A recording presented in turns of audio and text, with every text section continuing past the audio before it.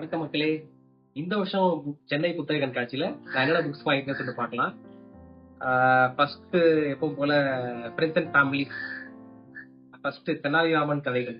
இது கசின்காக, சின்ன குழந்தைங்களுக்காக வாங்கினது. அடுத்தது ஒற்றை சிறகு ஓவியா, விஷ்ணுபுரம் சரவணன். ஆல்ரெடி இதே மாதிரி ஒரு புக் வந்து நான் சேனல்ல போட்டிருந்தேன். இந்த ₹1 புத்தகம் சொல்லிட்டு, அதுதான் நினைக்கிறேன் அவர் எழுதினது. அடுத்தது நீ நதி போலே ஓடிக்கொண்டிரு, இவங்க பாரதி பாஸ்கர் இவங்க எழுதின புக்கு. இது வந்து ஒய்ஃப் அவங்க ஃப்ரெண்டுக்காக கொடுக்கணும் அப்படின்னு சொல்லிட்டு சொல்லியிருந்தாங்க. இந்த புக்கு அப்புறம் வந்து புக் ஸ்டால்லாம் சொல்லியிருந்தாங்க. அதனால தேடி கண்டுபிடிச்சு இதுவும் வந்து வாங்கியாச்சு. இந்த 3 புக்கு மட்டும் இல்லாம இன்னும் ஒரு புக்கு இருக்கு. அது தாத்தாக்கு கொடுத்த புக்கு. அது முன்னாடியே கொடுத்துருக்காங்க, வீடியோ மட்டும் தனியா எடுத்திருக்கேன். அது இதோட சேர்த்துடுறேன். முதுமையில் பற்கள் நலம் காப்போம். டாக்டர் வி.எஸ். நடராஜன் முதியோர் நல அறக்கட்டளை வெளியீடு. இந்த புத்தகத்துக்கு இலவசமா கீழே விழாமல் நலமாய் வாழ்வோம் அப்படின்ற புத்தகமும் வந்து வாங்கினேன்.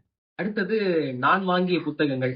முதல்ல இருக்கிறது இந்தியாவில் சாதிகள், அம்பேத்கர் எழுதிய முதல் கட்டுரை. இது நான் வந்து 2019 ஃபர்ஸ்ட் புக் ஃபேருக்கு போனப்போ வாங்கினது. அதுக்கப்புறம் தேடி பார்த்தா இல்ல வீட்டுல. சரி இது ஒண்ணு வாங்கி வச்சுப்போமே அப்படின்னு சொல்லிட்டு தான் வாங்கினேன். முதல்ல ஆக்சுவலி கசின் வந்து கேட்டாப்ல. கசின் சரி வாங்கி கொடுக்குறோமே, சரி நம்மளும் வாங்கிடுவோம் ஒரு காப்பி அப்படின்னு சொல்லிட்டு வாங்கிட்டேன். ஆனா இது புக் ஃபேர்ல வாங்கவே இல்லை. இதை தேடி கண்டுபிடிச்சு நான் போயிட்டு பாரதி புத்தகாலயம்ல வந்து வாங்கினேன் தேனாம்பேட்ல. அது புக் ஃபேர்லாம் முடிஞ்சதுக்கு அப்புறமா. அடுத்தது ஒரு மனிதன் ஒரு வீடு ஒரு உலகம். இது நான் வாங்கல, கேமராமேன் வாங்கினது. அவர்கிட்ட கூட இப்ப புக்கு வாங்கி படிச்சுட்டு இருக்கேன்.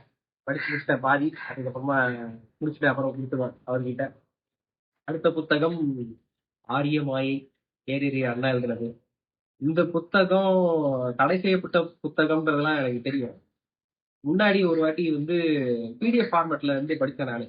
இருந்தாலும் சரி ஒரு புத்தகமா வீட்டுல இருக்கணும் அப்படின்றதுக்காக இந்த புக்கை வந்து வாங்கியிருக்கேன். இது வாங்கினது எங்கன்னா ஆழி பதிப்பகம்.